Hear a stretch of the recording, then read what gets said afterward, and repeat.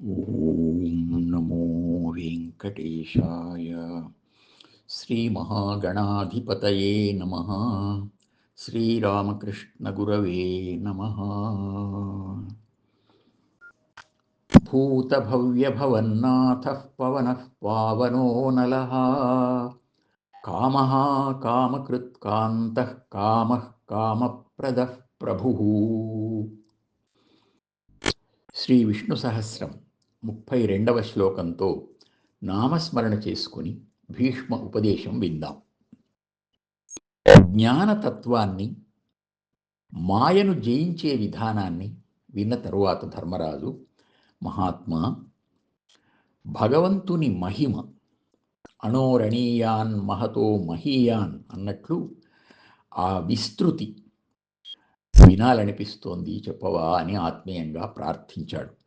భీష్ముడు మనఃపూర్వకంగా ప్రశంసిస్తూ నారద, పరశురామ, మార్కండేయ, వాల్మీకి, వ్యాసాదులైన పరమ మునీంద్రులు చెప్పగా విన్న విధానాన్ని నీకు వివరిస్తాను, శ్రద్ధగా విను అని ప్రారంభించాడు. ధర్మనందన, సర్వకారణుడైన భగవంతుడు వ్యాపనశీలుడై మొదట పంచమహాశక్తులుగా భూమి, నీరు, అగ్ని, వాయువు, ఆకాశాలుగా ఆవిర్భవించాడు. అనంతరం తాను అనంతంగా ఉన్న జలరాశిలో శయనించి మొదట సర్వప్రాణుల మనోరూపంగా సంకర్షణ తత్వాన్ని స్మరించగా ఆయన ఆవిర్భవించాడు. ఆ తరువాత సృష్టి పరంపరకు మూల కారణమైన ప్రద్యుమ్నతత్వము, సృష్టి రక్షణకు మూల కారణమైన అనిరుద్ధతత్వము ఆవిర్భవించాయి.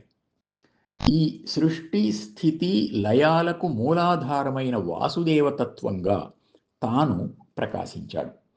అప్పుడు ఆయన నాభి నుండి మహాద్భుతమైన సూర్యకాంతితో ఒక పద్మము, అందులో పద్మజుడైన బ్రహ్మ వ్యక్తమయ్యారు.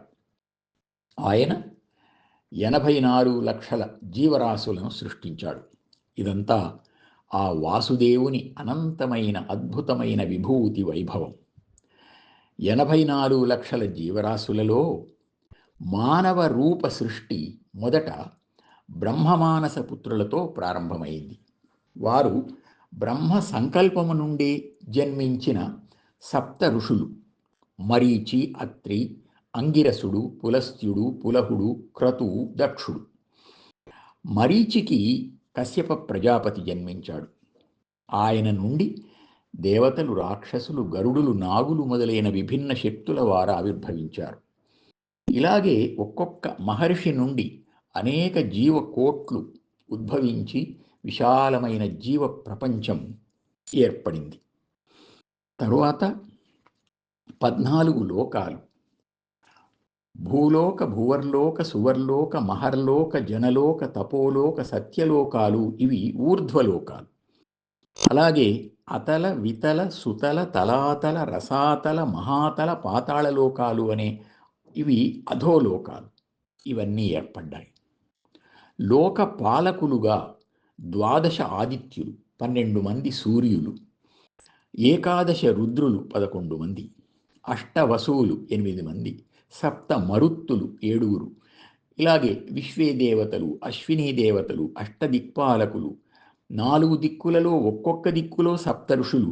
ఇలా ఈ ప్రపంచం విస్తరించి ఉండగా దానవులు, రాక్షసులు విజృంభించి దేవతలను బాధించినప్పుడు శ్రీహరి, శ్రీ మహావిష్ణువు వరాహాది అవతారాలతో వారిని సంహరించడం వంటివి, ఇంకా కృత, త్రేత, ద్వాపర, కలియుగ విశేషాలు ఎన్నో ఉన్నాయి. కశ్యపుని కుమారుడైన సూర్యుడు, అత్రి కుమారుడైన చంద్రుడు మానవలోకంలో రాజవంశ ప్రవర్తకులయ్యారు. వారి వల్లనే సూర్యవంశ చక్రవర్తులుగా శ్రీరామాదులు, చంద్రవంశ చక్రవర్తులుగా భరతుడు మొదలైన వారు పరిపాలించారు. ధర్మనందన, ఆ చంద్రవంశంలో వచ్చిన చక్రవర్తివే నీవు. ఈ విధంగా సృష్టి సమస్తానికి మూలాధారమైన వాసుదేవ తత్వం అద్భుతమైంది. ఒకప్పుడు నారదుడు తాను ఈ వాసుదేవ తత్వం తెలుసుకోవాలి అని ప్రయత్నించినట్లు చెప్పాడు. అందుకోసం తాను హిమాలయాల్లో చాలా కాలం తపోదీక్షితుడయ్యాడట. అప్పుడొక అశరీర వాణి వినిపించింది. బ్రహ్మర్షి, నీకేం కావాలి కోరుకో అని. నారదుడు ఆశ్చర్యంతో, నీవెవరు? బ్రహ్మాండం బద్దలు చేస్తూ నీ మాటలు వినిపిస్తున్నాయి, కానీ నీ రూపం కనపడ్డం లేదు అన్నాడు. అవును, నేను అనంతుణ్ణి. జ్ఞానులు తప్ప నన్నెవ్వరూ తెలుసుకోలేరు. నాకు కన్ను, ముక్కు, చెవి వంటి ఇంద్రియాలు, ఆకారము ఏవీ లేవు అనే అశరీరవాణి వాక్యాలకు నారదుడు ఆశ్చర్యపడి, నీవింతకు ముందు మాట్లాడావు గదా అన్నాడు. అయితే నీ అంతరాత్మతో నీవే మాట్లాడు, అదేవిధంగా నాతో మాట్లాడవచ్చు అంటూ ఆ వాణి ఇక ఆగిపోయింది. నారదుడు మొదట నిరాశపడినా తరువాత ఆలోచించి, భూమికి అనంతమనే పేరుంది, భూర్భూమిరచలానంత అని అని నీవేనా నాతో మాట్లాడింది అని భూమిని అడిగాడు. అయ్యో, నేను అనంతాన్ని కాదు, నాకంటే పెద్ద జలం ఉంది అన్నది భూమి. అలా నారదుడు జలాన్ని, అగ్నిని, వాయువును, ఆకాశాన్ని, ఆ తరువాత వేదాన్ని, బ్రహ్మను అడిగి తెలుసుకుంటూ చివరకు బ్రహ్మ ద్వారా అనంతుడు నందగోపకులంలో చిన్ని కృష్ణుడుగా గోపాలకుడై ఉన్నాడు అని ఆయన ద్వారా తెలుసుకున్నాడు. అక్కడికి వెళ్ళి నమస్కరించి ఆయన్నే అడిగాడు.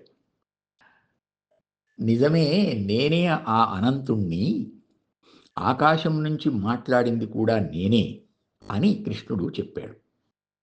నారద, నీకు దివ్య జ్ఞానం ఇస్తున్నాను, తెలుసుకో అన్నాడు. ఆ విధంగా వాసుదేవ తత్వం తెలుసుకున్నాను అని నారదుడు నాకు చెప్పాడు.